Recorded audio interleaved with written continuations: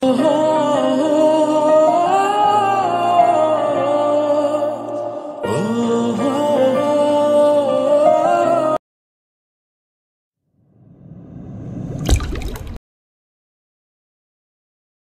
তো একটু আর্লি চলে এসেছি। রিজওয়ান হাতের ফোনটা টেবিলে রেখে বলল, কি বলবো, লাইট কিছু নাকি? রিমি না সূচক মাথা নাড়ালো। অন্তত দুটো কফি বলি। একটা বলুন, আমি কিছুই খাবো না, পান খেয়েছি, এই দেখুন। রিমি জিভ বের করে দেখালো। রিজওয়ান শুধু একটা কফি বলল নিজের জন্য, তারপর রিমির দিকে তাকিয়ে বলল, আপনি এসেছেন, এই বিষয়টা অনেক সহজ লাগছে আমার কাছে। রিমি চুপচাপ বাইরে দেখছে। 3 তলায় রেস্তোরাঁয় এই টেবিলটা ঠিক রাস্তার পাশে, কাজগুলো বাইরে তাকালেই ব্যস্ত শহর। রিমি বাইরের দিকে তাকিয়েই বলল, আমার নিজের দরকারে এসেছি, কিছু বলার ছিল। তারপর বেশ কিছুক্ষণ দুজনেই চুপ। ওয়েটার এসে কফি রেখে গেল। রিজওয়ান নীরবতা ভাঙলো। আপনার বান্ধবী এলো না যে, বিরক্ত মনে হয়? রিমি মলিন হাসলো। রিজওয়ান কফিতে চুমুক দিচ্ছে। বাইরের রাস্তার দিকে তাকিয়ে রিমি অস্পষ্ট করে বলল, আপনাদের মতো ফ্যামিলি থেকে একটা বিয়ে প্রপোজাল মানে একটা মেয়ের অনেক সৌভাগ্য। কেউ জ্ঞান তো ফিরিয়ে দেবে না সেটা।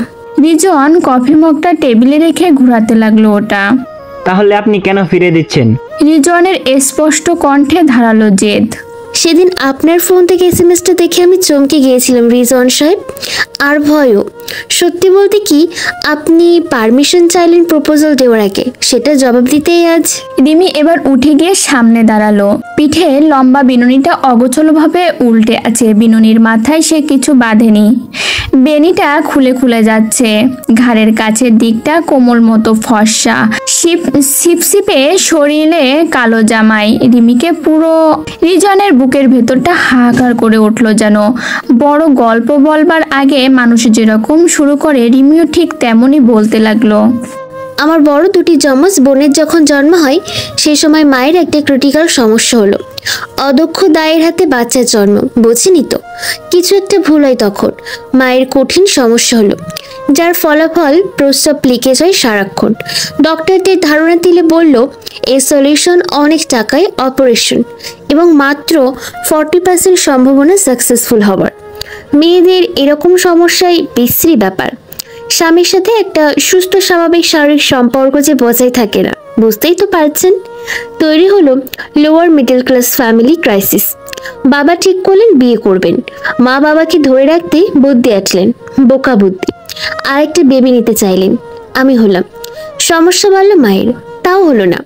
বাবা আবার বিয়ে করতে চাইলেন। মা নিরুপায় হয়ে প্রথমে অনুমতি দিলেও পরে মেনে নিতে পারলেন না আর। মিস রিমি, আমার কিন্তু কোনো ব্যাখ্যার দরকার নেই। যা অন্য একটা মানুষের জন্য লজ্জার, বেদনার, তা আমার জন্য কিন্তু। আপনি বসুন না, আমরা বরং আপনার বিজনেস নিয়ে কথা বলি, কিভাবে কি করলে ভালো হয়। রিমি বসলো না। কথাগুলো আপনাকে বলতে পারলে আমার ভালো লাগবে, কাউকে বলা হয়নি আগে। রিমির গলায় আকুল আবেদন। রিজন আবার কপিটা হাতে নিয়ে বসলো। বলুক না। বাবার নতুন বিয়ে করা বউ মায়ের চোখের সামনে। মা বললেন বাড়ি ছেড়ে চলে যাবেন। আমার পাগল বাবা আমার অতি অভিমানী মাকে বাড়িটা দিয়ে চলে গেলেন নিজেই। মায়ের কঠিন শর্ত, বাবা যেন কখনোই আর যোগাযোগ না করেন। মা আমাদের সঙ্গে নিয়ে আত্মহত্যারও হুমকি দিলেন। Blind sentiment. তবে বাবা যাওয়ার সময় মায়ের আর বাবার ভালোবাসার চমৎকার একটা সমন্বয়ের সাথে নিয়ে গেলেন। তা হলো আমার বড় যমজ বোনেদের একজনকে। তারপর মা টুকটাক কাজ করে সংসার চালাতে লাগলেন। দুটো মানুষ, সম্পূর্ণ দুই জায়গায়, আলাদা জীবন চলতে থাকলো। রিমি একটুখানের জন্য থামলো। ফোন বাজছে রিমির ব্যাগে। সোয়েব কল দিয়েছে। রিমি ফোন কেটে দিল। সোয়েব সাথে সাথেই টেক্সট করলো, I will kill you. রিমিও টেক্সট রিপ্লাই করলো, I will kill you too. ফোনটা সাইলেন্ট করে রেখে রেজনের দিকে তাকিয়ে বলল, সরি।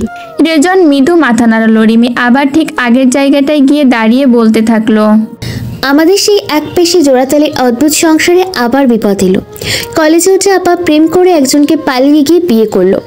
আমার একলা অসহায় মা দুঃখে তখন পাগল প্রায়। আমি তখন হাই স্কুল লেভেলে। মা কাজকর্মের পরিমাণ কমিয়ে দিলেন। জীবনে বেঁচে থাকার ইচ্ছা তার মরে গেল, কিন্তু মরতে পারলেন না আমার জন্য। সমস্ত মানসিক চিন্তা হারিয়ে ফেললেন। অবস্থা এত খারাপ হলো যে মা অসুস্থ হয়ে পড়লেন। রিজন পকেট থেকে টিস্যু বের করলো। চোখ বারবার ঝাপসা হয়ে আসছে কেন তার, অথচ রিমি বলে যাচ্ছে কত স্বাভাবিকভাবে। খাবারের টাকা নেই, মায়ের চিকিৎসার টাকা নেই, কি যে অবস্থা। শুধু খিদে মেটাতে আয় রোজগারের চেষ্টা তখনই শুরু করি আমি।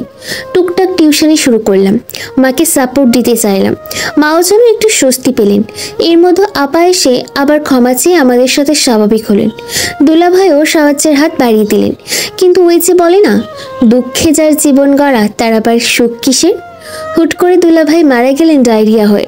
ভাবা যায়, ভাগ্য বলে কথা। ডায়রিয়া এটাও? রিমি রেজওয়ানকে শেষ করতে দিল না। আপা তখন স্থায়ীভাবে সংসারে এসে যোগ হলেন, একা নয়, নতুন প্রাণ সাথে করে।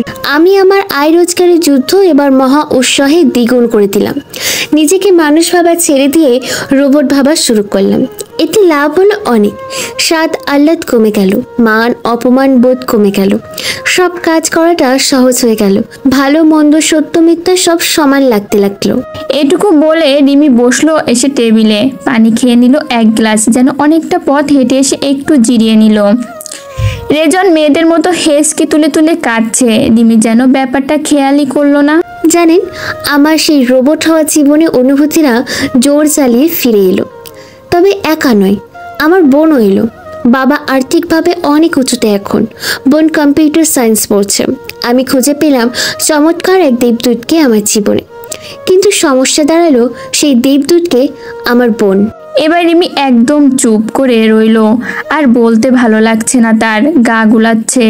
সম্পর্কগুলো কেন একদম জটিল হয়ে গেল? ঠিক করে নেওয়া যায় না এখন মিস রিমি? সব কি অত সহজ? মায়ের এতদিনকার অভিমান, বাবার জেদ, পরিস্থিতি এখন অনেক বদলে গেছে। বাবার নতুন জীবনে 2 ছেলে, কিছুই সহজ নয়, আর সম্ভবও নয় হয়তো। আপনি আপনার দায়িত্বের জন্য নিজের কথা ভাবছেন না কেন? এসব করে করে নিজেই তো সত্যি। রিমি এবার ওয়েটার ডেকে একটা কফি বলল, গা গুলানোটা যদি কাটে তাতে। এর কোনো ব্যাখ্যা নেই আমার কাছে। রেজন সাহেব, এটাই হয়তো আমার জীবন। এভাবেই বোধহয় সব ঠিক চলছে। মা বাবার অভিমানের জায়গাটা এখন আর শুধু অভিমানই নেই, এই এতটা বছরে হিসেবে অনেক বদলে গেছে, অনেক। রিমি ঘড়ি দেখলো, 2 ঘন্টা হয়ে গেছে প্রায়। কপিটা দ্রুত চুমুকে শেষ করে বলল, আচ্ছা রিজন সাহেব, আবার দেখা হবে। আপনাকে কিন্তু বিজনেসের ব্যাপারে হেল্পের জন্য নক করবো এখন থেকে। কি যে বলেন না, আপনার বিজনেস দাঁড়ালে বরং আমার ব্যাংকটা বাঁচবে। রিমি বিলটা ফাইলে রাখতে রাখতে বলল, আল্লাহ যেন সত্যি আপনাকে একটা ডক্টর বউ দেয়, মন থেকে দোয়া করলাম। রেজান খোঁচা মারার ভঙ্গিতে বলল, তবে এটা শিওর থাকুন, আপনার আগে বিয়ে আমিও করছি না, পরে দেখা যাবে ঠকে গেছি। রিমি মিষ্টি করে হেসে বেরিয়ে গেল। রেজন বিড়বিড় করে বলল, এই সন্ধ্যাটা সত্যি অনেক আলাদা কাটলো আপনার সাথে। রিমি সেটা শুনতে পেল না। রেজওয়ান রিমির চলে যাওয়ার দিকে তাকিয়ে আছে। এই এতটুকু মেয়ে, অথচ প্রতি মুহূর্তে কত চ্যালেঞ্জ সাথে নিয়ে বেঁচে যাচ্ছে। সম্পর্কের দাম প্রতিটা মুহূর্তেই দিয়ে যাচ্ছে। আচ্ছা, সে কি কোনোদিনও নিজের কথা ভাবার ইচ্ছে করবে? রেজন তো শুধু অপেক্ষা করতে চায়। আচ্ছা, এরকম ছেলে হলে তো একে বীর পুরুষ বলা যেত, এরকম মেয়েকে কি বলা যায়? বীর মহিলা। রেজন মুখ কুচকে ভাবতে লাগলো, লোনের টাকাটা যে রেজন ব্যাংক থেকে দেয়নি, কেউ একজন রেজনকে দিয়ে রিমিকে দিয়েছে। রিমিকে কি বলা উচিত ছিল? নাসিমা কি করবেন বুঝতে পারছেন না। পিথিলার ঘন ঘন এ বাড়িতে আসা তার ভালো লাগছে না। মা ডেকে ডেকে এখন এসে নাসিমাকে নিয়ে যেতে চাইছে। পুরনো সব ভুল শুধরে সব এক করতে চাইছে। নাসিমা মোটেও পুরনো মানুষটাকে চান না, কিন্তু নাসিমা ফিরে না গেলে পিথিলা এসে এখানেই থাকবে বলছে। ইউ কি সম্ভব? এতদিনের সংসারে কটা টাকা হাতে করে উড়ে এসে জুড়ে বসা। সিমিটাও সারাক্ষণ পিথি পিথি বলে অজ্ঞান। এত কিছু যে ঘটছে, তাও তিনি রিমিকে কিছু বলার সুযোগ পাচ্ছেন না। নতুন ব্যবসা করে মেয়েটা নাওয়া খাওয়া বন্ধ, 2 মাস হয়ে গেল প্রায়। মেয়েটা যে এত খেটে খুঁটে কি ব্যবসা করছে কে জানে।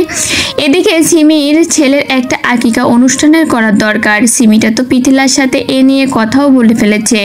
পিথিলার টাকায় এই অনুষ্ঠান করাটা তার একদম ভালো লাগছে না। সিমিটা তার নিজের মেয়ে ভাবাই যায় না। এত লোভী কেন মেয়েটা? অথচ রিমিটা নিজের দিকে তাকায় না পর্যন্ত। নাসিমার মন খারাপটা আরও বেড়ে গেল। কাল অনেক রাতে ফিরেছে রিমিটা, ফিরে আরও অনেকক্ষণ কাজ করেছে। সকালে উঠে ঘরটর ঝেড়ে মুছে এখন রান্না বসিয়েছে। ওর শরীরটা কি বিশ্রাম চায় না? রিমি আহ্লাদিভাবে বাবুকে নিয়ে বারান্দায় বসে আছে, সারাক্ষণ শুয়ে বসে আরাম। সিমিটাকে কিছু কঠিন করে কথা বলা দরকার। একা রিমি আর কত, এভাবে চললে তো মেয়েটা ফট করে মরে যাবে। নাসিমা এগিয়ে গিয়ে একটু রেগেই কথাটা সিমিকে বললেন। সিমির সামনে কথাবার্তা বলার সময় তো ভাববি, দুদিনেই পৃথিলা তোর সব হয়ে গেল। টাকা দেখলেই ছি, এত নীচ। ঘ্যান ঘ্যান করো না মা।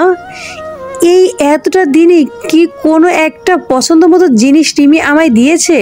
শুধু নুন ভাতের জোগাড় দিয়েছে বলে এই যে নিজের ব্যবসা শুরু করলো, এত টাকা সে পেলো কই? এতদিন তো বললো টাকা নাই। লোন তো এত সোজা না, সব জমিয়েছে বুঝলে। এখন দেখছো কত স্মার্ট হয়ে চলছে, খুব রোজগার হচ্ছে মা, বুঝলে। ব্যবসার তো মাত্র কিছুদিন গেল, এখনই তুই এভাবে বলছিস? তাছাড়া মেয়েটা যে দু হাতে সংসারে ঢালছে তা দেখছিস না? তোর বাবুরই তো এই এত এত কিছু লাগে। নাসিমার কথা শেষ হওয়ার আগেই সিমি ব্যস্ত হয়ে ফোন করলো পৃথিলাকে। হ্যাঁ, এই প্রীতি জানিস বাবু না।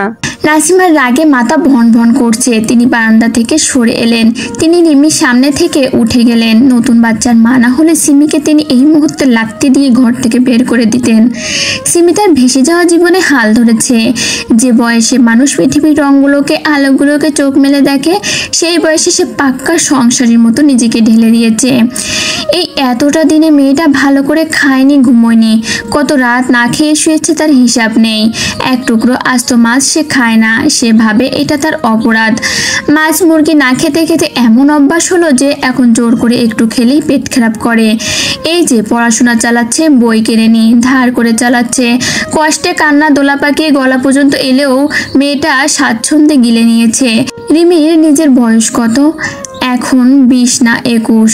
14 বছরের জীবন থেকে তার 40 বছরের ভার। আর এখন দুটো ভালো কাপড় চোপড় দিয়ে অন্য কেউ সব কর্তৃত্ব নিতে চাইছে। তিনি কিছুতেই তা হতে দেবেন না।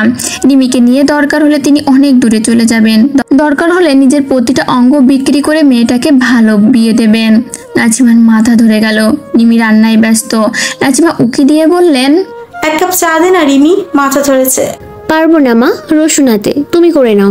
নাসিমার মাথা ধরাটা যেন আরো বেড়ে গেল।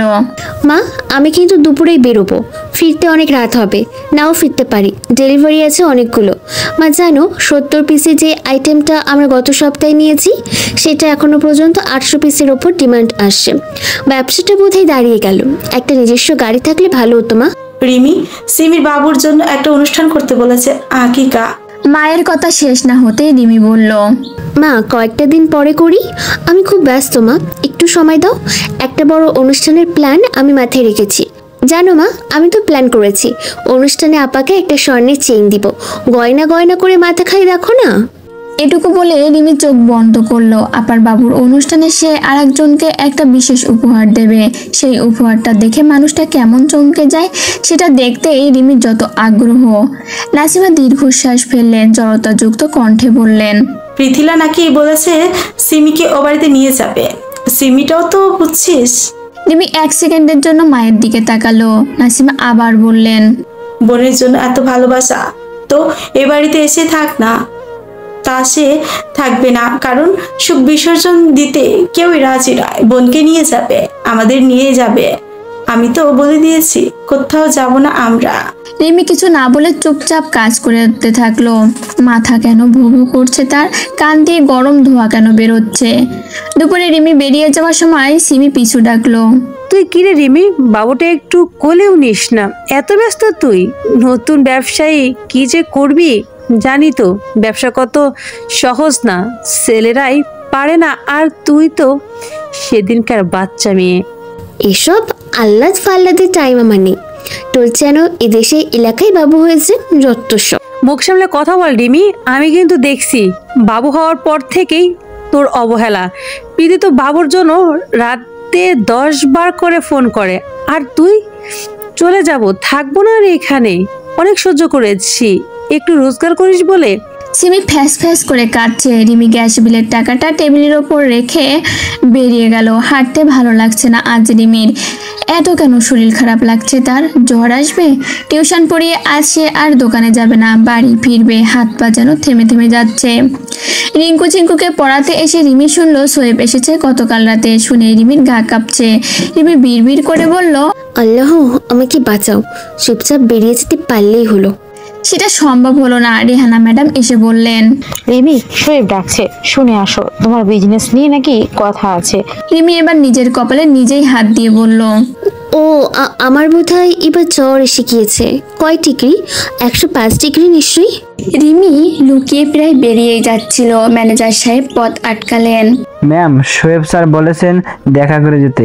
আমাকে এখানে বসিয়ে রেখেছেন আমি যাবার সময় যাতে। রিমি জোর করে ভদ্রতার হাসি হাসলো। আজ তার রক্ষা নেই আর। রিমি ঘরে এসে দেখে সোয়েব ঘরে নেই, বাথরুমে পানির শব্দ আসছে।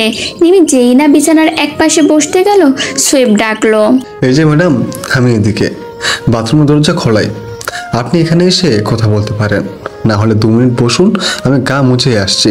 রিমি জবাব দিল না। 1 মিনিটও গেল না, সোয়েব বেরিয়ে এসেছে, গা ভর্তি সাবান, তোয়ালে পরনে। রিমি তাকাতে গিয়েও তাকালো না। মানুষটা যে কি এই অসময়ে গোসল করছে, অন্তত গায়ে পানি ঢেলে সাবান ধুয়ে তো আসবে। রিমি তো বসেছেই, মাথায় সাবানের ফেনা। সোয়েব হাত দিয়ে আরো জেদ করে যেন মাখছে। রিমি যে কি আনিজি লাগছে। উফ, সোয়েব প্রায় চিৎকার করেই বলল, আমাকে পৃথিবীকে বিয়ে করতে হবে? আমার বিয়ে নিয়ে ভাবার মন দায়িত্ব নিয়েছো? ফাজিল বেয়াদব মেয়ে। তাছাড়া আমি তোমার কথা শুনবো কেন? আমার ফোন নাম্বার ব্লক। আমি কি এত জ্বালাই তোমাকে? রিমি জবাব দিল না। প্রীতি কার বোন, কার কি এসব দেখার কোনো দরকার আমার আছে কি? আমাকে অ্যাভয়েড করা ইসলামই আমি বের করবো তোমার। মাথা নিচু করে আছে রিমি। ইস, মানুষটা যে এত ঝাড়ি ঝুড়ি দিয়ে কথা বলছে। যদি পরনের তোয়ালেটা হঠাৎ খুলে পড়ে যায়, উফ, তখন কি হবে? কি হলো? আমি কি এতই ডিস্টার্বের কারণ? অন্য নাম্বার থেকে ফোন করলে রিসিভ করে কেটে দেয়া, এইসব কি? এবার রিমি কথা বলল, খুব অল্প ফোন করেন, আবার যখনই করেন প্রীতি সামনে থাকে, নয় আমি ব্যস্ত, তাই। নিজে থেকেও তো একটা ফোন করা যায়। আমি কি খাই না খাই, কিভাবে থাকছি, মেসেজ লিখলে উল্টোপাল্টা উত্তর, এইসব কি? সোয়েবের রাগ ঝরা কণ্ঠ। রাগ আরো বেশি লাগছে কারণ রিমি তার দিকে তাকাচ্ছে না পর্যন্ত। এই যে সোয়েবের ফর্সা বুকটা, এর আগে তো সোয়েব কাউকে ইচ্ছে করে দেখায়নি। এই যে সোয়েব এখন জিম করছে, তাকালে কি হয়? পিঠের দিকে অনেকগুলো তিল আছে সোয়েবের, একটু ছুঁয়ে দিলে কি হয়? এই মেয়েটা যে কি, ইচ্ছে হলে চুমু খেয়ে মাখামাখি, না হলে তাকাবেও না। সোয়েব কি একটা জ্বর দিবে আস্তে করে? গতকাল রাতে এসেই তোমাদের বাড়ি গেলাম, পৃথিবীর গাড়ি দেখলাম, ফেরত দিলাম। পৃথি কি রোজে যায়? রিমি হ্যাঁ সূচক মাথা নাড়ালো। ও, বোনের সাথে ঐক্যজোট বাঁধা হয়েছে, মা কি আদর করে ওকে? রিমি আবার হ্যাঁ সূচক মাথা নাড়ালো। সোয়েব সাবান মাখা গা নিয়ে রিমির গা ঘেঁষে বিছানা বসলো। রিমি নড়াচড়াও করলো না, চাপা আওয়াজে বলল, বিছানায় সাবান লাগছে, সারা ঘর মাখামাখি, আপনি গোসল সেরে আসুন, আমি বসছি। আমার ঘর, আমার বিছানা, আমার ইচ্ছা, সব আমার। তোমার কিছু, তোমার কি? রিমি কান চেপে ধরলো। এত কেন চেঁচাচ্ছে মানুষটা? সবাইকে শুনিয়েই ছাড়বে। রিজন গাধাটা কি ফোন করা বন্ধ করেছে? রিমি তৃতীয়বারের মতো হ্যাঁ বোধক মাথা নাড়ালো। এখন বোনের জন্য আমি ক্যান্সেল। ভালো তো, মরে যাই আমি, তাহলে সবার শান্তি, তাহলে সবার শান্তিতে বিজনেস করবে। রিমি এবারও যথারীতি হ্যাঁ সূচক মাথা নাড়ালো এবং তারপরই জিভ কাটলো। ইস, ভুল হয়ে গেছে। আসলে না মানে? সোয়েব রাগে কিরকির করতে করতে গিয়ে দরজা আটকালো। রিমি ঘামছে। আমি আসলে কথার মার পেয়েছে। রিমির কথা শেষও হলো না, সোয়েব এসে প্রায় ঝাঁপিয়ে পড়লো। এক হাতে রিমির গলা চেপে ধরে বিছানায় শুয়ে ধরে মুখটা খুব কাছে নিয়ে বলল, মরে গেলেই খুশি, সত্যিটা বেরিয়ে এলো তো। আমি মরে গেলে তোমাকে রেখে যাবো ভেবেছো? হ্যাঁ, বোনের জন্য আমাকে বিদায় করে দেওয়া হচ্ছে। রিমি চোখ বন্ধ করে আছে, লজ্জায় তার অস্তিত্ব মিশে যাচ্ছে। মানুষটা এত কাছে, তার নিঃশ্বাস পড়ছে রিমির মুখে। মানুষটা যে রেগেছিল রিমি জানতোই, কিন্তু এরকম পাগলামি করবে ধারণাও করেনি। সোয়েব গলা ঝেড়ে এবার রুমের চুলের বেনুনি টেনে ধরলো। লাগছে আমার, বেনি টান পড়ছে, সব চুল ছিঁড়ে গেল, মা গো। চিরুক, তুমি দুনিয়ার জীবিত থেকে বল খেলবে আর আমি মরে গিয়ে তারা তা দেখবো, তা তো হয় না। সেদিন ওভাবে চুমুকে আমার মাথা নষ্ট করে দেবার কি দরকার ছিল? স্বার্থপর মেয়ে, বোনের জন্য এখন এই 2 মাসে মিস করতে করতে জীবন শেষ আমার। এমনিতে বাঁচবো না মনে হচ্ছে। রিমি চোখ বন্ধ করে হেসে ফেলল। সাবান লাগছে গায়ে, ইস ছাড়ুন। সোয়েবকে ধাক্কা দিয়ে রিমি উঠে দাঁড়ালো। সোয়েব দাঁড়িয়ে থেকেই রিমিকে আবার টেনে জড়িয়ে ধরলো। বাঁ হাতে কোমরের পেছনটায় ধরে রিমির নাকটা ধরে সোজা করলো।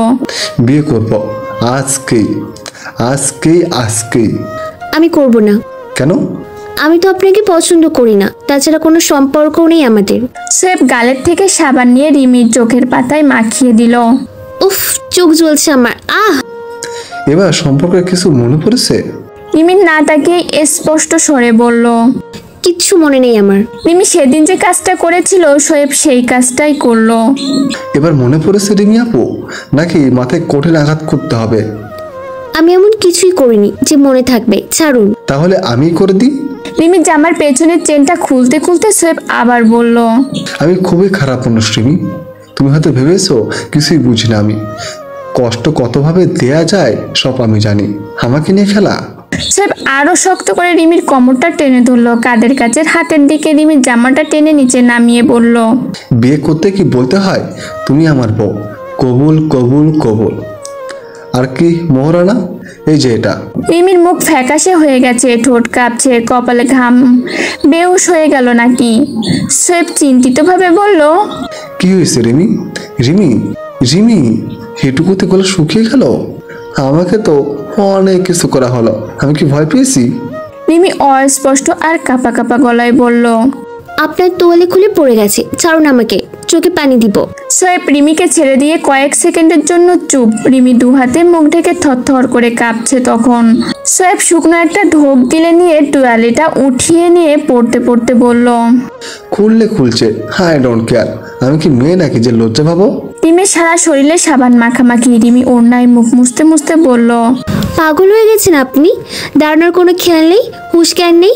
আমার ডান পায়ের পাতা ভর্তি করে ফেলেছেন। রিমি বাথরুমে গিয়ে চোখে মুখে পানির ছিটা দিল। সোয়েব দরজায় দাঁড়িয়ে বলল, তোমার গায়ে জ্বর নাকি রিমি? গা গরম লাগলো। রিমি জবাব দিল না। রেহানা দরজায় নক করলেন। শোয়েব, শোয়েব, দরজাটা খোল তো। বাথরুমের দরজাটা বন্ধ করে সোয়েব খুব স্বাভাবিকভাবেই দরজা খুলল। নিচে আয়, পিথিলা এসেছে, ওর রেজাল্ট বেরিয়েছে, খুব ভালো করেছে নাকি? কিরে তুই এমন সাবান গায়ে? ঠান্ডা বসে যাবে তো বুকে, গোসল সার। যাও তোমা। সোয়েব দরজা বন্ধ করে আবার রিমির কাছে এসে দাঁড়ালো। রিমি ততক্ষণে মুখ মুছে নিয়ে জামার বিভিন্ন জায়গায় সাবান মুছছে। সোয়েব আবেগা প্লুত কণ্ঠে বলল, তুমি ঠিক যেভাবে বাঁচতে চাও সেভাবে বাঁচবে। আমি কখনোই কিছু আলাদা করে চাই না তোমার কাছে। কেন বোঝো না কত কষ্ট হয় আমার, কত রাগ, এসব ভালো লাগে না আমার। তুমি কেন এত শক্তের মতো হয়ে আসো? রিমি এবার আর নিজেকে সামলাতে পারলো না, কাঁদতে থাকলো অনবরত। ব্যাকুল কণ্ঠে বলল, আমি কি করব কিছুই বুঝতে পারছি না। ব্যাংকে টাকা নিয়ে বিজনেস শুরু করলাম। মাসখানেক পরে শুনলাম টাকাটা নাকি কেউ একজন দিয়েছে। নাম বলছি না কিছু, শুধু বলছে কিস্তি লাগবে না, 2 বছর পর এককালীন শোধ দিতে হবে। ব্যাপারটা শুনে মন দুর্বল হয়ে আছে। যদি পৃথিলা বা বাবা দিয়ে থাকে, টাকা পয়সার সব খরচ আমি কোথা থেকে ফেরত দিই এখন? দিনরাত এক করে কাজ করতে হচ্ছে। টাকার ব্যাপারে সরাসরি কথা বলতেও সাহস পাচ্ছি না। যদি বলে পৃথি দিয়েছে, আচ্ছা পৃথিকে টাকা ফেরত দিতে গেলে যদি বলে তুই তো আমার এর থেকেও দামি জিনিসগুলো নিয়েছিস, ফেরত দিতে হলে সব ফেরত দে। সোয়েব এগিয়ে গিয়ে রিমিকে জড়িয়ে ধরলো। রিমির কান্না দ্বিগুণ হয়ে গেল। ফোপাতে ফোপাতে বলল, আপাও চলে যাবে বলছে ওর সাথে। আমি কি করব কিছুই মাথায় আসছে না। তুমি ওকে বাড়ি আসতে দিচ্ছ কেন? না বলছো না কেন? এই সংসারে এতদিন ধরে তুমি টানছ। আমি তো করতে পারবো না। আপনি বরং পৃথিলাকে বিয়ে করে ফেলুন, তাহলেই সব মিটে যায়। সবাই আমি খারাপ ভাবছে। সোয়েব আবারও রেগে গেল। তোমার সমস্যা মেটাবার জন্য আমাকে কয়টা বিয়ে করতে হবে শুনি? মানে হলো একটু আগে তোমায় বিয়ে করলাম, এখন পৃথিকে বলছো 2 দিন পর বলবে সিমি আপনাকে বিয়ে করুন। ওর বাচ্চারা তো বাবা নেই, আপনি বাবা হন। রিমি চমকে তাকিয়ে চোখ খুললো। সোয়েবের থেকে দূরে দাঁড়িয়ে বলল, আমায় কখন বিয়ে করলেন? কেন একটু আগেই তো, আবার মিথ্যে? রিমি হতাশ চোখে তাকিয়ে বলল, সব কি অত সহজ? আমার জন্য কখনোই কোনো কিছু সহজ পথে নেই, জীবনের পুরো পথটাই জটিল। সোয়েব রিমির হাত দুটো ধরে নিয়ে বিছানার পাশে ডিভানে বসিয়ে দিল। নিজেকে দু হাত দিয়ে রিমি দু হাত শক্ত করে ধরে বলল, জীবনের পথে নামলেই পথই পথ দেখায়, সেই পথে তোমার যা শুরু রিমি। তুমি একবার মন দিয়ে শক্ত হয়ে দেখো, সব অনেক সহজ হয়ে গেছে। তোমার যা সত্যিকারের প্রাপ্য তা তুমি পাবেই। আমি আছি তো, থাকতে চাই পথের সাথী হয়ে। যদি না পাই সেই প্রাপ্যটা? হতেই পারে না, তবে এমন হলে আমি ভাববো এর থেকে ভালো কিছু তুমি হয়তো পেয়ে গেছো। রেহানা আবার দরজায় ডাকছেন। সোয়েব অপলক রিমির চোখের দিকে তাকিয়ে আছে। ডান চোখের ওপর একগাছি এলোমেলো চুল এসে পড়েছে। অশ্রু ভেজা ক্লান্ত দুটি কৌতূহলী চোখ। ও চোখে কি আছে? এত কেন টানে সোয়েবকে? ও চোখের দিকে তাকালে কেন সোয়েবের ছোটবেলার গল্প বলতে ইচ্ছে করে?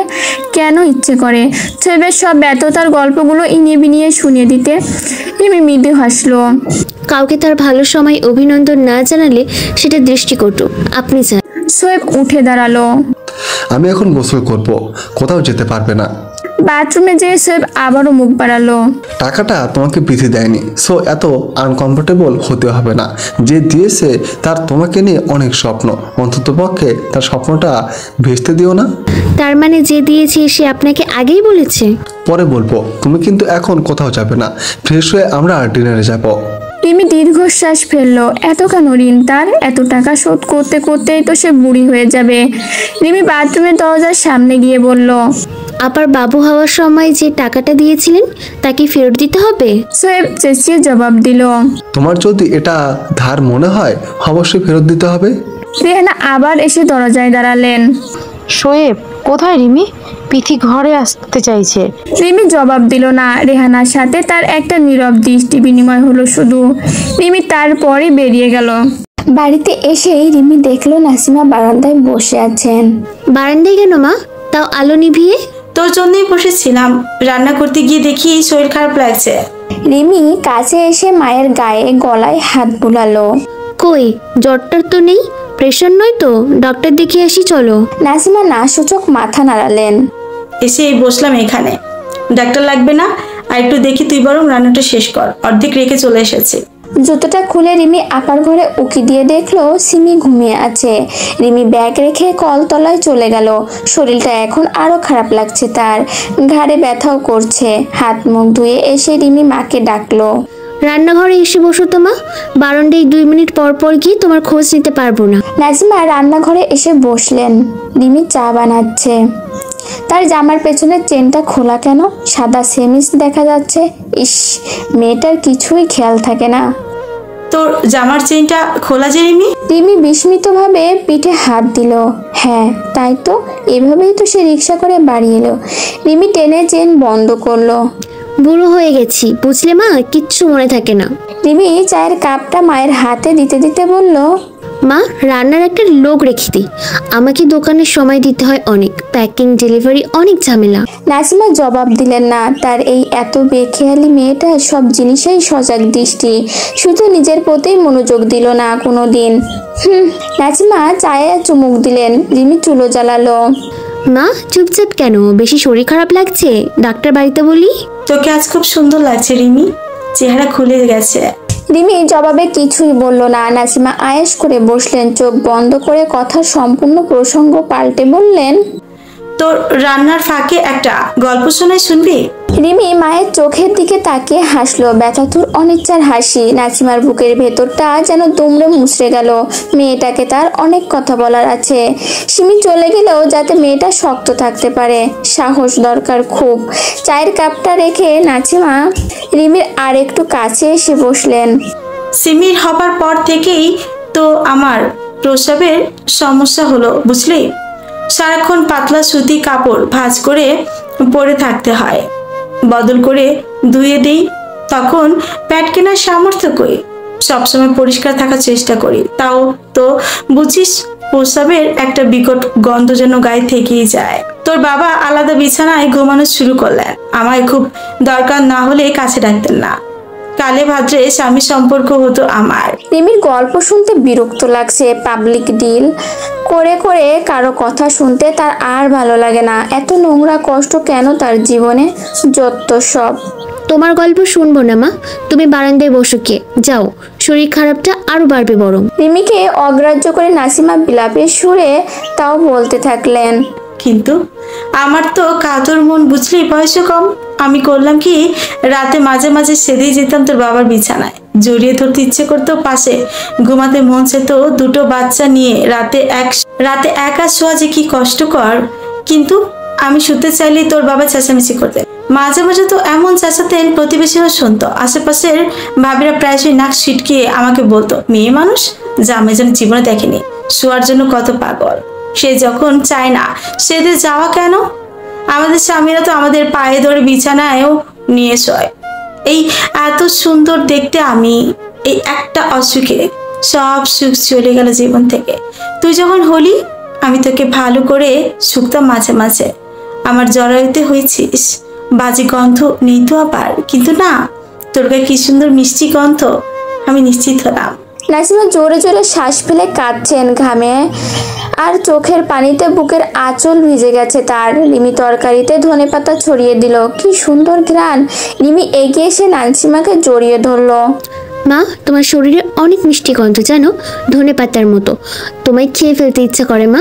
নাসিমা মেয়ের চুলে হাত বুলালেন। মানুষ বলে না শারীরিক সম্পর্ক কিছু না, মনের সম্পর্কে আসল ভুল বলে, জানিস, বড় ভুল বলে। শরীরে অনেক সময় পুড়িয়ে তোকে শেষ করে দিবে, আর শরীরে যদি না থাকে মন তো নেই। তোর বাবা বাড়ি থেকে যাবার পর আমার শরীর মন দুটোই আরাম পেল। রাতে তোরা দুজনেই ঘুমিয়ে পড়লে আমি রান্নাঘরে এসে পা ছড়িয়ে বসতাম, এই আঁচল ফেলে দিয়ে বুকে ধূপধাপ কিলে চিৎকার করে কাঁদতাম।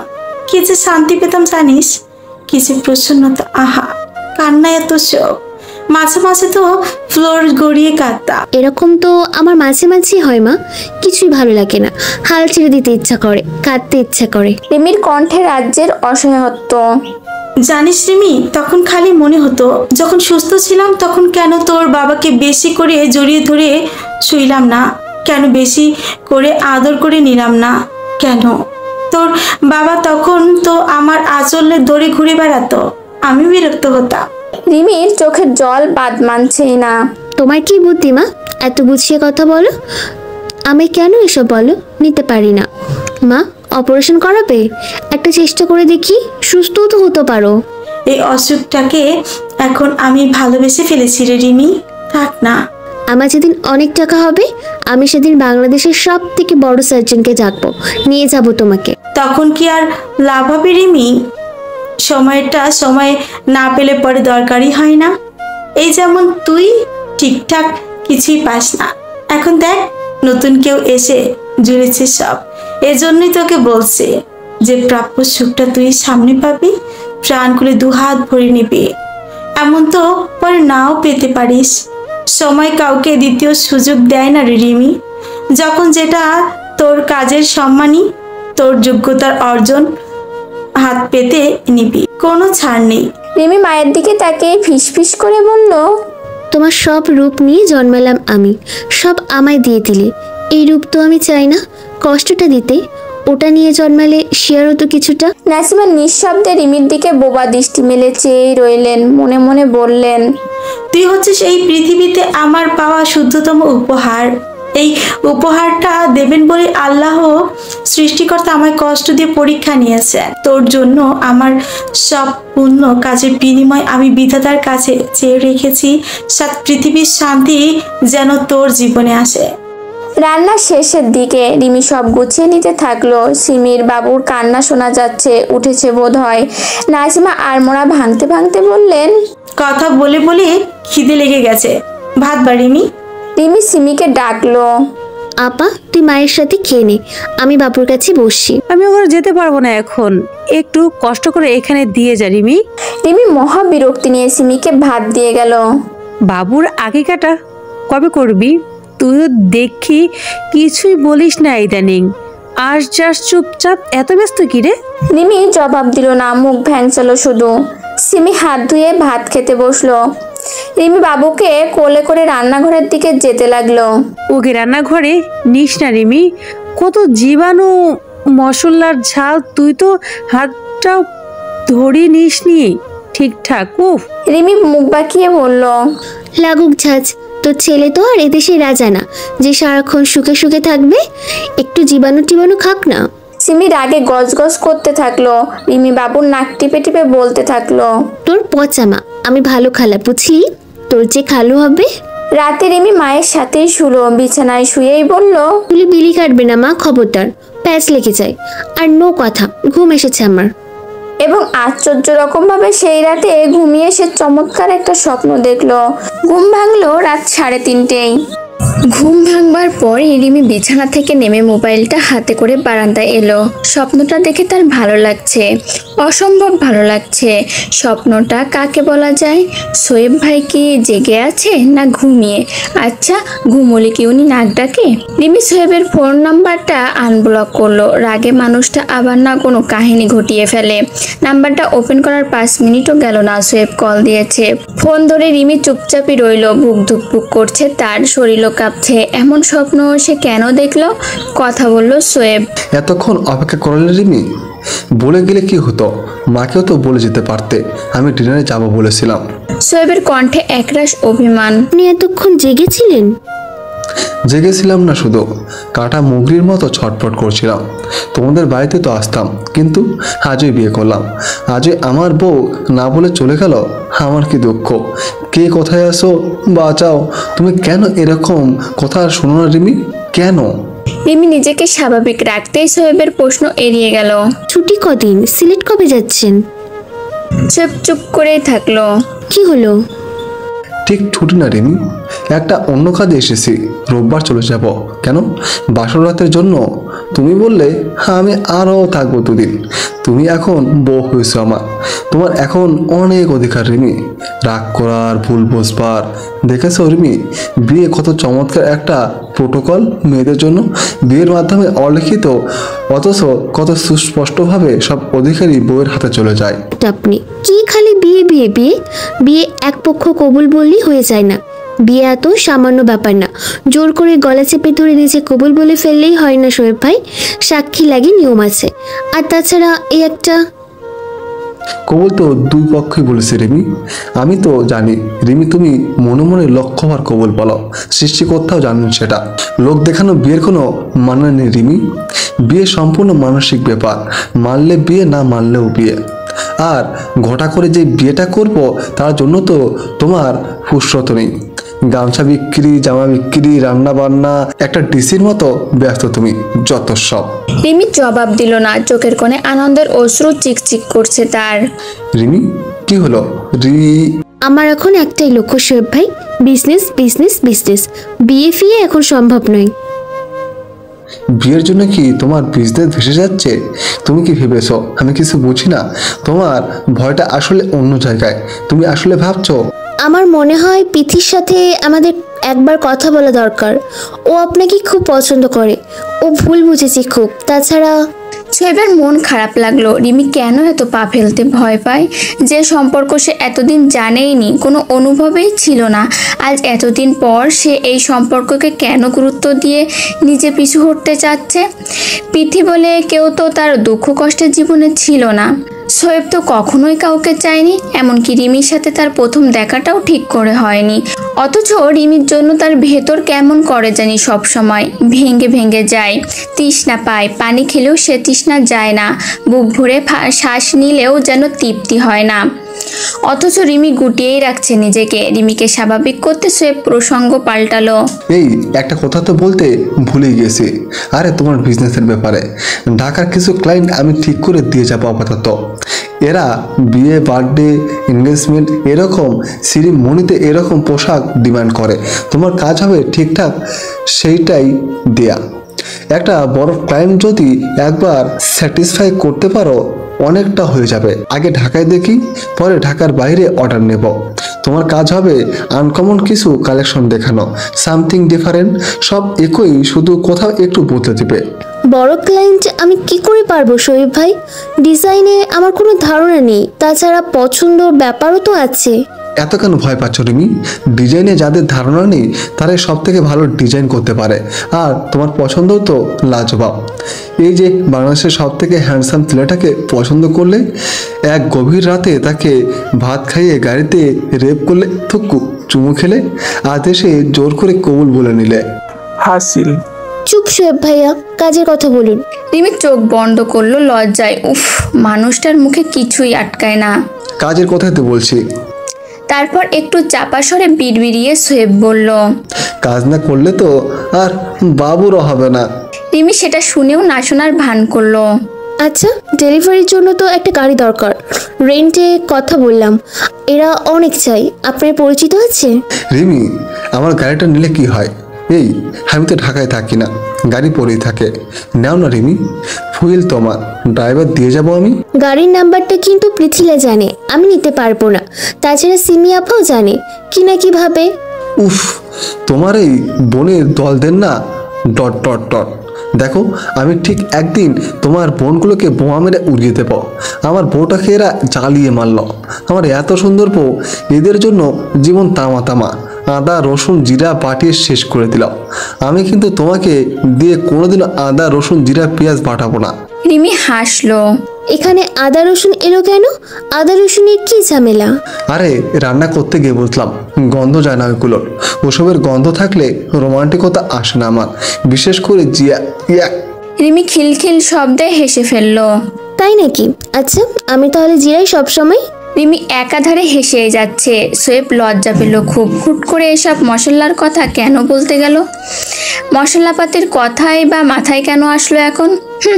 রিমি, শোনো তো, তোমার প্রিয় খাবার কি? আমি প্রিপারেশনটা শিখবো। সিলেটে আমাকে প্রায় রান্না করতে হয়, শিখে ফেলেছি টুকটাক। লাল মরিচ দিয়ে শুটকির ভর্তা। তোমার পেট খারাপ করে না? না। শোয়েব দীর্ঘশ্বাস ফেললো। যে কোনো ঝাল ভর্তা দেখলেই তার পেট জ্বলে। নিজের বউয়ের সাথে তার খাওয়ার পছন্দটাও মিলল না। একটু মন খারাপ গলায় বলল, আমার করে। অন্য কোনো আইটেম বলো যেটা ঝাল নেই। কেচকি মাছ দিয়ে টমেটো ঝোল চলবে? শোয়েব 2 সেকেন্ড চুপ করে থেকে বলল, কিসকি মাছটা কি? মানে দেখতে কিরকম? এটা কি সামুদ্রিক? রিমি হাসলো।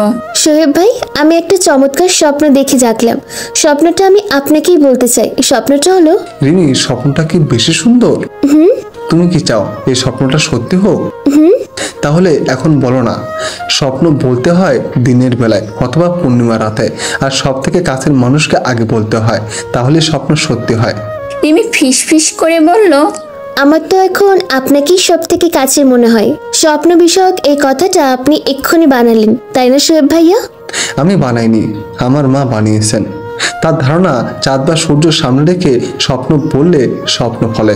রিমি বিড়বিড় করে বলল, তাহলে পূর্ণিমা আসুক, চাঁদের সামনেই বলবো।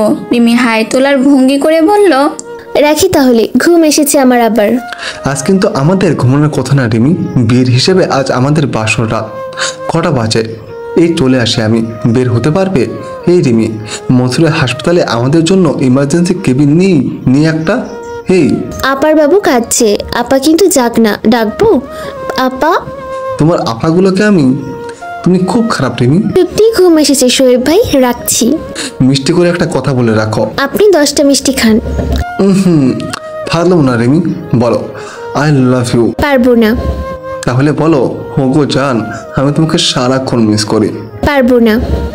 একটা চুমু অন্তত পক্ষে দাও, আজ আমাদের বিয়ের রাত। রিমি ফোন রেখে দিল। ফোন রাখতেই শোয়েবের মনে হলো রিমিকে তো আসল কথাটাই বলা হয়নি। এ মাসেই অফিসিয়াল একটা ট্রেনিং কোর্সে বাইরে যেতে হবে তাকে। মাস 2 পরে ফিরবে। শোয়েব মেসেজ করলো, কথার আগে পিছে 10 বার করে ভাইয়া বলছো, আমি কি তোমার ভাইয়া? রিমি মেসেজ সিন করে হাসলো। ভোর হয়ে যাচ্ছে। রিমি পা তুলে বারান্দার চেয়ারে বসলো। আজ সে ভোর হওয়া দেখবে। ভোর হওয়া এত সুন্দর কেন? আচ্ছা, শোয়েব ভাই কি তার জীবনে ভোর হওয়া? লীলা ম্যাম রিমিকে একটা ছোট্ট চিঠি পাঠিয়েছেন। হেই রিমি, কথাগুলো আপনাকে সামনাসামনি বলে আমি নিজেই বেশি বিব্রত হতাম, তাই লিখছি। শোয়েব ছোটবেলা থেকেই সব ধরনের অন্যরকম জিনিসগুলোই পছন্দ করে। খাবার অন্যরকম, পোশাক অন্যরকম, গেমস অন্যরকম, প্রফেশন অন্যরকম। একজন সফল আর্কিটেক্ট হয়েও সারাক্ষণ স্বপ্ন দেখে দেয়ালের রং মিস্ত্রি হবে। কি হাসির না? সহজ স্বাভাবিক জিনিস কোনো কালেই সে পছন্দ করেনি। যেমন বুয়েটে পড়াকালে অনেক সুন্দরী মেয়ে তার পেছনে ঘুরলেও সে পাত্তা দিত না।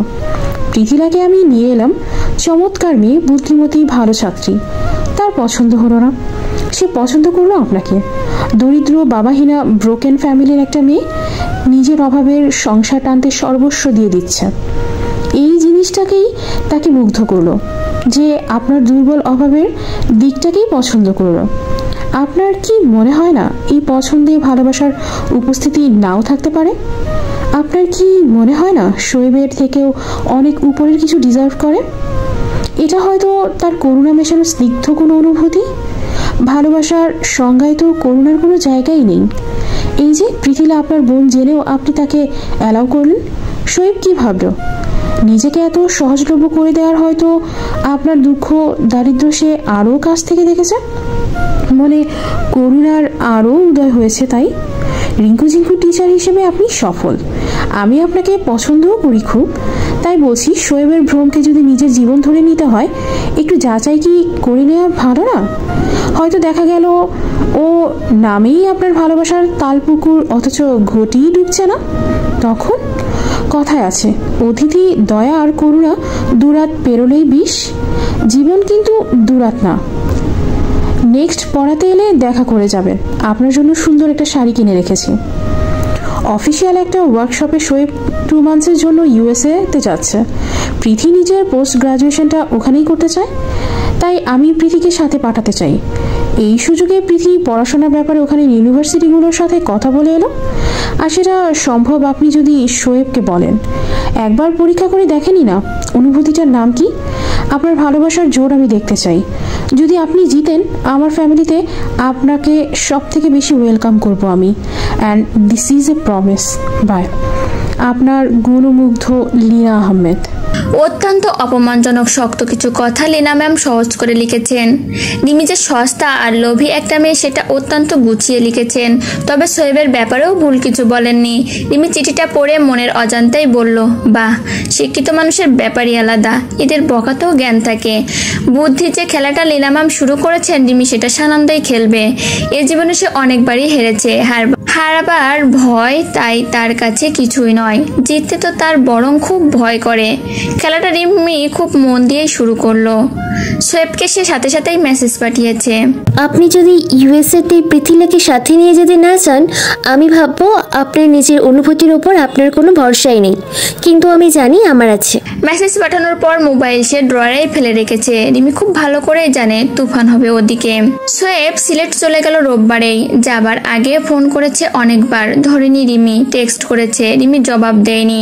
শেষমেশ বুটিকে এসে অপেক্ষা করে চলে গেছে। রিমিও দেখতে চায় এটা কি করুণা নাকি।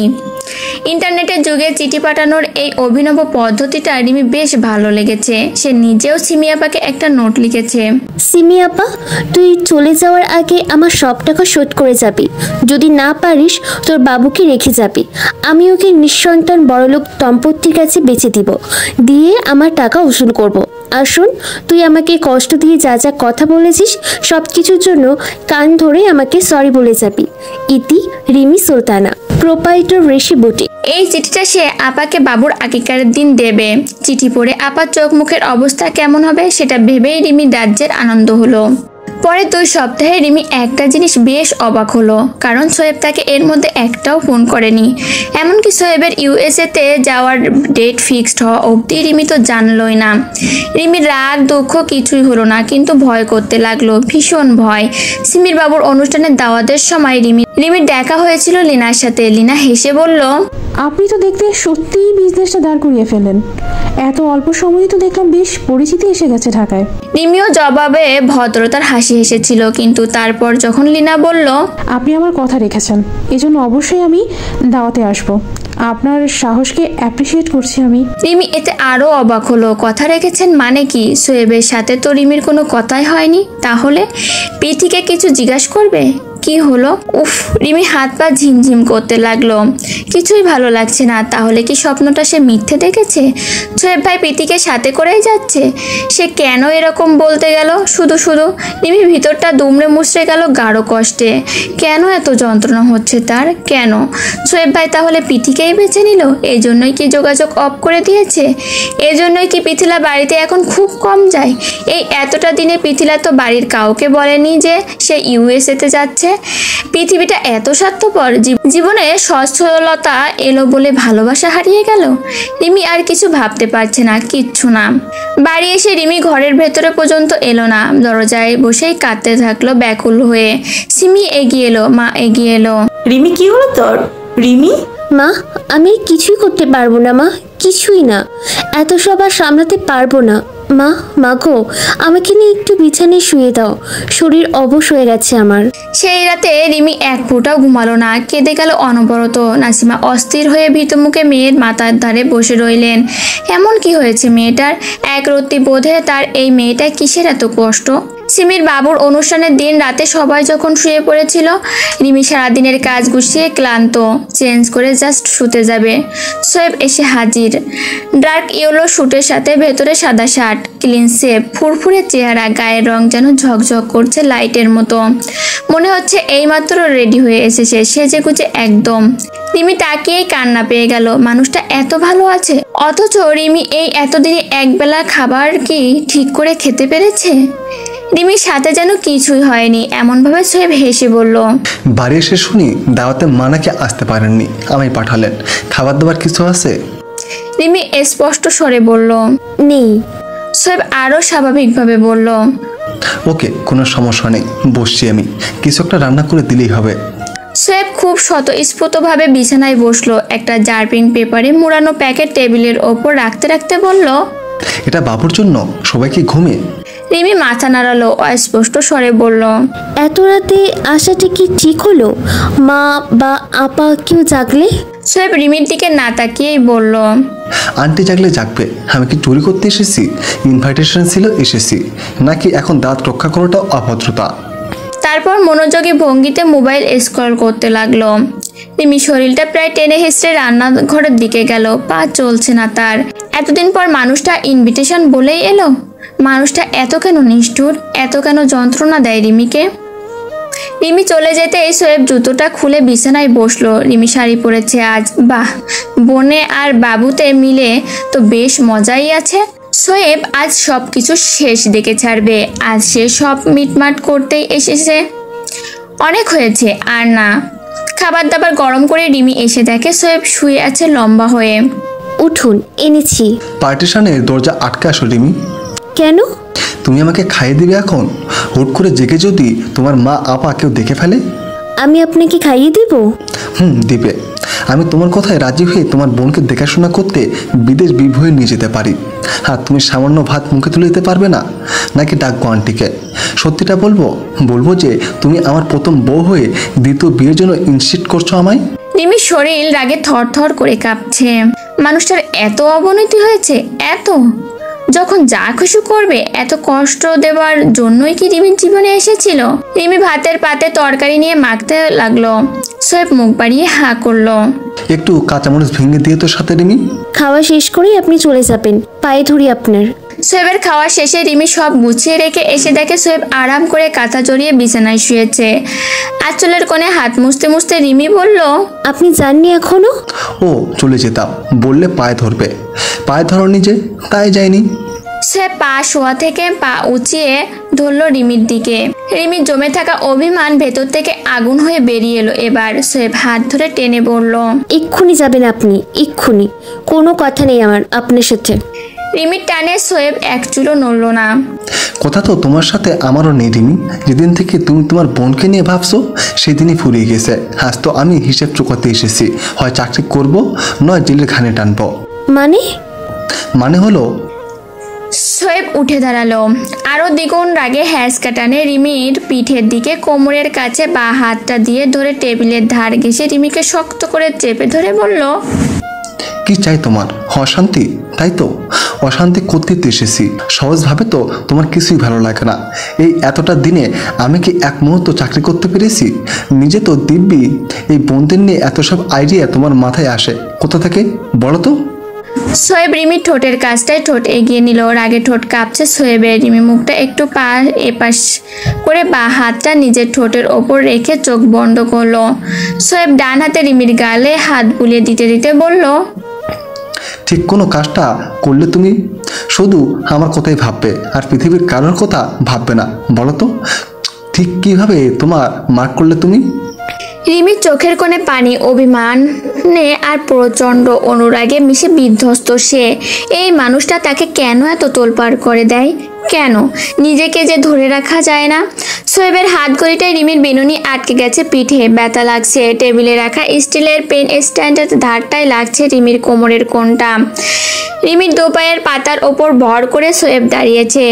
পেছন দিকে পাকা হতে হতে রিমি ব্যথায় কুকড়ে গিয়ে বলল, লাগছে খুব, কোমরের কাজটা কেটে গেছে বোধ হয়। তুমি দাওয়াত করবে, রিজন আসবে, শাড়ি পরে সেজে গুজে ভাত বেড়ে খাওয়াবে, ব্লাউজের হুক খুলে রাখবে, তাহলে আমি কে? আমি কে? সোয়েবের নিঃশ্বাস যেন আগুন বেরোচ্ছে, চোখ লাল টকটক হয়ে গেছে। রিমির চোখের পানি এবার গাল গড়িয়ে পড়ল। সোয়েবের কপাল ঘেমে একাকার। ঠোঁটের ওপর থেকে হাত ছড়িয়ে রিমি কোমরে হাত দিল। কেটেই গেছে বোধহয় কোমরের কাজটা একটুখানি। রিমি হাত ছড়িয়ে নিতেই সোয়েব গভীর আবেগে আর তীব্র জেদে চুমু খেল। চুমুতে রিমির ব্যথা আর অনুরাগ যেন শতগুণ হয়ে গেল। আর কাছে থাকা যাবে না মানুষটার, ভেসে যাবে সে একদম। রিমি পা ছাড়িয়ে নিয়ে কোনো মতে নিজেকে সরিয়ে নিল একটু। অনেকটা কেটে গেছে তার রক্ত। সোয়েবের সেদিকে ভ্রু কেঁপে নেই। রাগি চোখে এক দৃষ্টিতে রিমির দিকে তাকিয়ে সে, আমি মোটেও সেরকম করিনি শোয়েব ভাই, চেঞ্জ করতে নিয়েছিলাম, আপনি এলেন ভুলে গেলাম। সোয়েব রিমির পেছনের হুকটা টেনে ধরে বলল, এটা কি? আমি কিছুই বুঝি না ভাবছো? তোমার আসলে টার্গেট হলো প্রীতির সাথে আমাকে বাইরে পাঠিয়ে রিজনকে বিয়ে করা। দুই বোনের দুই গতি হলো। না হলে এতদিনেও কেন রিজন এ বাড়িতে ঘটা করে দাওয়াতে আসে? রিমি অধৈর্যভাবে এবার সোয়েবকে দু হাতে ধাক্কা দিয়ে সরিয়ে বিছানায় এসে বসলো। ও, তার মানে এতদিন পরে রিজওয়ান সাহেবের ব্যাপারে আসা হয়েছে। তাই তো বলি বন্ধ যোগাযোগ। সোয়েব ঘেমে চুপচুপা সুটটা খুলে ছুঁড়ে ফেললো। ফ্যান ছাড়ো রিমি। পেছনে হাত দিয়ে ব্লাউজের হুকটা রিমি আটকে নিল নিজেই। আঁচলে গাল মুছতে মুছতে বলল, পারবো না। সোয়েব এসে রিমির গা ঘেঁষে বসলো। রিমি বা হাতটা পেছনে মুড়িয়ে অন্য হাতে শাড়ির কুচিটা টেনে ধরলো। কাপা কাপা গলায় বলল, আই হেট শাড়ি, সমস্ত বেয়াদব পোশাক। আমায় এরকম দম বন্ধ করে মারবে? আর নিজেও তুমি কেন এরকম করছো রিমি? বুঝতে পারছো না কেন? সব পানির মতো সহজ। আমায় কেন এমন পরীক্ষা করছো? সোয়েব রিমিকে ধরে দু হাতে ঝাঁকি দিল। তুমি আমার সব কেন বোঝো না? প্রীতি কেউ নয়, সে ছিলই না কখন। রিমি নির্লিপ্ত। সোয়েব এবার জোরালো চিৎকার করে ডাকলো, কোনো আন্টি, আন্টি, আমি সোয়েব, একটু আসবেন? রিমি দু হাতে সোয়েবের মুখ চেপে ধরেছে ততক্ষণে। নাসিমা বিব্রত ভঙ্গিতে চোখ কসলাতে কসলাতে উঠে এলেন। রিমি সোয়েবের কাছ থেকে সরে দাঁড়ালো। সোয়েব হাত জোর করে কাতরভাবে বলল, আন্টি, একটা হুজুর আনিয়ে এখন এই পাইলটটার সাথে বিয়ে পড়ে দিন না। এ আমাকে মেরে ফেলবে না হলে। আপনার মনে আছে আন্টি, ওই যে এক রাত্রি রিমি বাড়ি ফেরেনি, সে রাতেই গো ধরে পড়েছিল বিয়ে করতে। আজ আবার ফোন করে আমাকে। এই দেখুন কোমর কেটে ফেলেছে নিজেই। বলছে আমি বিয়ে না করলে কেটে নিজেকে দুভাগ করে ফেলবে। নাসিমা হতভম্ব দৃষ্টিতে মেয়ের দিকে তাকিয়ে রইলেন। সিমিও উঠে বলল হাই তুলতে তুলতে, যেন এত রাতে বিয়ে করাটা খুব স্বাভাবিক এমন ভাবে বলল, উফ রিমি, বিয়ে করে ভালো কথা, এত চিল্লিয়ে চিৎকার না করে আস্তে করে কর না। বাবু ঘুমাচ্ছে তো, এমনিতে সারাদিন ওর উপর কত ধকল গেছে জানিস। রিমি দাঁড়ানো থেকে হতাশা ভঙ্গিতে বিছানায় বসলো। নাজমা মেয়ের দিকে অসহায়ভাবে তাকিয়ে আছেন। তার দৃষ্টি বলছে, তোকে আমি এত নরম ভাবতাম, আর তুই কিনা এই পর্বতের মতো উঁচু একটা ছেলেকে কাত করে ফেলেছিস। তুই এমন কেন করলি? আন্টি, আমি কি করবো বলুন? আমি তো বুঝতেই পারছি না কিছু। বললাম একটা ওয়ার্কশপ আছে, সেরে আসি। রিমি মানছেই না। সিমি চুলটা খোপা করে নিয়ে সোয়েবের কাছে এসে দাঁড়ালো, উৎসাহী চোখে তাকিয়ে বলল, বিয়ে কি এখনই করবেন? সোয়েব হ্যাঁ সূচক মাথা নাড়ালো। সিরিয়াসলি? রিমিকে বাঁচাতে করতে হবে। ও মরে যাবে বলেছে। আমি চাকরি বাকরি ঝামেলি থাকি, ছুটি টুটি পাই না, কখন হুট করে কি করে ফেলে বুঝিনি তো। সিমি জ্ঞানীর মতো মাথা নেড়ে বলল, বুঝতে পারছি। আমি তো বুঝছিলাম রিমির কোনো কাজে মন টন নেই। ঘরে তো সে কোনো কাজই করে না, খাওয়া দাওয়া অনিয়ম, প্রায় বাবুর জিনিসপাতি আনলে ভুলে যাস। সিমির ন্যাকা ন্যাকা মিথ্যে রিমির অসহ্য লাগছে। বিরক্তিতে রিমি দ্রুত অন্য ঘরে চলে গেল। নাজিমা এতক্ষণ চুপচাপ দাঁড়িয়েছিলেন, এবার রিমির পেছন পেছন গেলেন। কি ঘটছে কিছুই তিনি বুঝতে পারছেন না। তিনি মনে মনে দোয়া ইউনিস পড়তে শুরু করলেন। তার মেয়েগুলো একটাও মানুষ হলো না। সিমি ইন্টারমিডিয়েটে ভেগে গেল। রিমি এখন ছেলে ধরে নিয়ে এসেছে। ইয়া আল্লাহ, রক্ষা করো। সিমি সোয়েবের মুখোমুখি হয়ে আলোচনা করবার মতো করে বসেছে। আচ্ছা, কাজই তো লাগবে শোয়েব ভাই, রেজিস্ট্রির ব্যাপার আছে, সাক্ষী লাগবে। আমি তো বললামই আন্টিকে সব ম্যানেজ করতে। আপনি তো জানেন না আপা, রিমি কত যে। আমি সব ম্যানেজ করে ফেলি শোয়েব ভাই। রেজওয়ান সাহেব বলি, ওনার বাবা তো বিশাল বড় অ্যাডভোকেট, বিয়ে পড়ানোর হুজুর, কাজী, পুলিশ, আমি সব ধরনের লোক ওনার পরিচিত আছেন। সোয়েব হতভম্ব চোখে বলল, রিজওয়ান সাহেবকে? উনি খুব ভালো মানুষ, আমি ফোন দিলে দুনিয়া নিয়ে এক্ষুনি হাজির হয়ে যাবে। আপনি ফোন করলে? তারপর সিমি একটু লজ্জিতভাবে বলল, যখন উনি আসেন বাবুকে কোলে নিয়ে আব্বু আব্বু ডাকেন। এই যে বাবুর শুভ নামটা উনি তো দিয়েছেন, বললেন ও আমার জীবনে সব থেকে শুভ জিনিসগুলো বয়ে আনবে। রিজওয়ান সাহেব এরকম বলছেন? বিস্ময়ে সোয়েবের মুখ এত বড় হা হয়ে গেল। উনি প্রথম যেদিন বাড়ি এলেন, এসেই আমাকে দেখে বললেন আমি নাকি রিমির থেকেও মিষ্টি দেখতে। বাবুর মানা কি বোঝাই যায় না। চোখের নিচে কালি দেখে বললেন আমি রাতে কম ঘুমাই নাকি। উনি আপনার সাথে এরকম কথা বলেন? সিমি সোয়েবের কথার জবাব না দিয়ে ব্যস্তভাবে ফোন করলেন রেজওয়ান সাহেবকে। রাত 2টো নাগাদ হুজুর আর কাজীর উপস্থিতিতে বিয়ে হয়ে গেল রিমি আর সোয়েবের। সাক্ষী হলো রেজওয়ান আর রেজওয়ানের এক বন্ধু। তবে বিয়ে একটা হলো না, হলো দুটো। অন্য পাত্রপাত্রী রেজওয়ান আর সিমি। সোয়েবের বিয়ের মাঝখানে রেজওয়ান হঠাৎ ফট করে বলে বসলো, শোয়েব ভাই, আপনি যদি একটা সাক্ষী হন, আমিও এখন বিয়েটা করে ফেলতাম। আপনিও এখন বিয়ে করবেন? পাত্রী এখানে আছে। সোয়েব স্তব্ধ হয়ে চারিদিকে দেখলো। কে? সিমি। ওনার বাবু আমাকে দেখলেই বাপ বাপ বাপ বলে। ফেরেশতা শিশু কি ভেবে বললে কে জানে, হয়তো আল্লাহর ইশারা এটা। আমি বোধহয় জানেন, যতবার কোলে উঠে মুতু করে দেয়, যাওয়ার সময় আঙ্গুল ধরে বলে বাপ বাপ বাপ বাপ। এতটুকু বাবু কথা বলে নাকি? স্পষ্ট কেউ বোঝে না, কিন্তু আমি বুঝি। হয়তো বাবার ফিলটা পায় আমার মধ্যে। আপনি যদি সাহায্য করতেন। রেজওয়ান আবেগে আপ্লুত হয়ে পড়ল। সীমাহীন বিস্ময়ে সোয়েব রেজওয়ানের দিকে তাকিয়ে হ্যাঁ সূচক মাথা নেড়ে মনে মনে বলল, গাধা। বিয়ের পুরোটা সময় নাজিমা কেঁদে গেলেন। এটা কি আনন্দের নাকি দুঃখের ঘটনা তিনি বুঝতে পারছেন না। রিমি একবারও আর সোয়েবের সামনে যায়নি, আর কবুল বলল কাতার ভেতরে শুয়ে। সিমি মহানন্দে বাবুকে জাগিয়ে তুলেছে। ওকে কোলে করে রেজওয়ানের আশেপাশে ঘুরছে। একটু পর পর রেজওয়ানের গা ঘেঁষে দাঁড়িয়ে বলছে, শুভ দেখো, এই যে আজ তোমার নতুন খালু হবে, বাবা হলো। রেজন তাতেই লজ্জায় লাল নীল হচ্ছে। অথচ সোয়েব তৃষ্ণায় কখন থেকে তার গলা শুকনো। রিমিকে কি ডেকে বলবে এক গ্লাস পানি দিতে? রিমির ফোন অনবরত বেজে চলছে। রেহানা ম্যাডাম ফোন করেছেন, তার মানে সোয়েব জানিয়েই এসেছে বাড়িতে। রিমি ফোনটা সাইলেন্ট করে রাখলো। ফোন ধরবে না এখন সে, লজ্জা করছে তার। আচ্ছা, সোয়েব ভাই এঘরে চলে আসবে না তো?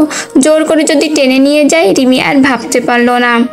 সোয়েব অনেকক্ষণ ওয়েট করে থেকে ঘরে বসে রিমির ফোনে টেক্সট পাঠালো। একবার কি আসবে? আমি কি করব? চলে যাব? টেক্সটের অ্যান্সার দিতে রিমি সামনে এলো। এর মাঝে শাড়ি বদলে নিয়েছে রিমি। গোলাপি একটা কুর্তি পরেছে, মাথার চুলের বেনুনি খুলে নিয়েছে। রিমি চুল এত লম্বা, ওড়না চাদরের মতো জড়িয়ে নিয়ে হাত তার ভেতরে ভাঁজ করে রেখেছে। সোয়েবের ইচ্ছে করলো, তখনই রিমি সোয়েবের দিকে না তাকিয়েই বলল, আপনার মা আমার ফোনে অনবরত কল দিয়ে যাচ্ছেন, উনি টেনশনে আছেন, আপনি প্লিজ বাসায় যান। তুমি চলো না সাথে রিমি, সকালে চলে আসবো। রিমি মানে আসলে সোয়েব ঠিক বলতেও পারছে না, আবার রিমিকে টেনে নিয়ে যেতেও পারছে না। উফ, সিমি আপা এর ঘর থেকে যাচ্ছে না কেন? রেজনকে একটা চড় মারলে কেমন হয়? যা না রে গাধা, তোর বাব্বাকে নিয়ে গিয়ে ঘুমা না। রেজন রিমির দিকে তাকিয়ে বলল। শোয়েব ভাই চলে যাবে, তাহলে আমি কি করব? আমাকে কেন জিজ্ঞেস করছেন? আপাকে বলুন। হাত কুচলে রেজন বলল। আমার তো মনে হয় বাবা বাসায় ঢুকতে দিবে না। কয়েকদিন গেলে বাবাকে বুঝিয়ে শুনিয়ে না হয় একটা ব্যবস্থা হবে, মামলা করতে পারে। রিমি ম্যাম, শোয়েব ভাই বাবাকে একটু জানিয়ে রাখবেন আমাদের ব্যাপারটা। রিমি রাগান্বিত গলায় বলল। আপনি একটা মাথা মোটা, আপনি একটা ন্যাড়া। খবরদার আমাকে আপনাদের ব্যাপারে একদম জড়াবেন না, মামলা করলে একা জেলে যাবেন। তুই কি অভদ্র রে রিমি, একটু ঠিক করে কথা বল না। পারবো না ঠিক করে কথা বলতে, যত সব। সিমির চোখের পানি প্যানপ্যানানি শুরু হলো। আজই মানুষটা তোর দুলাভাই হলো, আজই বকছিস এমন করে? সারা জীবন তো আর পড়ে থাকবে না। তোর বোনের এত বড় উপকার করলো আর তুই? ছি রিমি, রেজওয়ান কিন্তু শোয়েবের থেকে কম কিছু নয়। এই একটু যত্ন আপনি করিবি। আচ্ছা শোয়েব ভাই, আপনিই বলুন, বেচারা বিপদে পড়ায় একটু। সিমির কথার ফাঁকে রিমি সোয়েবের দিকে অগ্নিদৃষ্টিতে তাকালো। সোয়েব উঠে বেরিয়ে গেল, গাড়িতে এসে বসে টেক্সট করলো। একটু আসো না রিমি প্লিজ, সুন্দর করে একটা বাই বলে যাও অন্তত। রিমি মেসেজের জবাব দিল না। সোয়েব 10 মিনিট ওয়েট করে গাড়ি স্টার্ট করে টান নিয়ে দেখে রেজন বেরিয়েছে। সোয়েব দেখেই মনে মনে বলল, ছাগলা। রেজন হাত ইশারায় সোয়েবকে উইন্ডো গ্লাসটা নামাতে বলল। কি ব্যাপার, আপনি চলে যাচ্ছেন নাকি? বউ তাড়িয়ে দিল না শালি? না না, তাড়িয়ে নয়, আম্মাকে সালাম করতে গেলাম, বললেন থেকে যাও বাবা। আম্মাটাকে? প্রশ্নটা করেই সোয়েব ইতস্ততায় জিভ কাটলো। মানে শোয়েব ভাই, জুয়েলার্স খোলা পাওয়া যাবে? আসলে বিয়ের দিনে কিছু তো দিতেই হয়, যতই হোক আমার তো প্রথম বিয়ে। সোয়েব রূঢ় দৃষ্টিতে তাকালো, যার অর্থ আর একটা কথা বললে তোর পিঠে ছাল তুলে ফেলবো রে গাহাদা। রেজন সেই দৃষ্টির অর্থ বুঝলো না, মহা খুশিতে বলল। আপনিও চলুন না সাথে, রিমি ম্যাডামের জন্য কিছু কিনে ফেলবেন। আপনিও তো কিছু দেননি। কে বললো দেয়নি? আমি দিয়ে এসেছি। তাই নাকি? তা কখন দিলেন? কি দিলেন? সোয়েব হাত নেড়ে বাই বলার ভঙ্গিতে বলল। ওটা টপ সিক্রেট, বউকে দেয়া উপহারের কথা অন্যকে বলতে নেই। খোদা হাফেজ। সোয়েবের চলে যাওয়ার দিকে তাকিয়ে রেজন মাথা চুলকাতে লাগলো। সিমিকে কি দেওয়া যায়? আচ্ছা, শুধু কি সিমিকে দিলে চলবে নাকি বাবুকেও দিতে হবে? বাসায় নাম্বার আগে সোয়েব টেক্সট করলো রিমিকে। তোমাকে হারানোর খুব ভয় আমার। আমায় অযোগ্য ভেবে যদি কখনো ফেলে দাও, তাই কবজা করলাম। আমায় রাখবে তো সাথে সারা জীবন? বলো প্রমিস। রিমি টেক্সট রিপ্লাই করলো। আপনি বলেছেন, আমার প্রমিস হয়ে গেছে। সোয়েব আবার মেসেজ করলো। একটা কল দি, স্বপ্নটা বলবে। আজ পূর্ণিমা, চাঁদ আছে। রিমি রিপ্লাই এলো। প্লিজ না, সামনে থেকে বলবো। সোয়েব গাড়ির ডোরটাতে হেলান দিয়ে রাতের আকাশে ঝকঝকে চাঁদটার দিকে তাকালো, ফিসফিস করে বলল। আমার জীবনে সব পূর্ণিমা এখন থেকে তুমি রিমি। তোমার মিষ্টি আলোয় আমি আলোকিত হয়ে বাঁচতে চাই।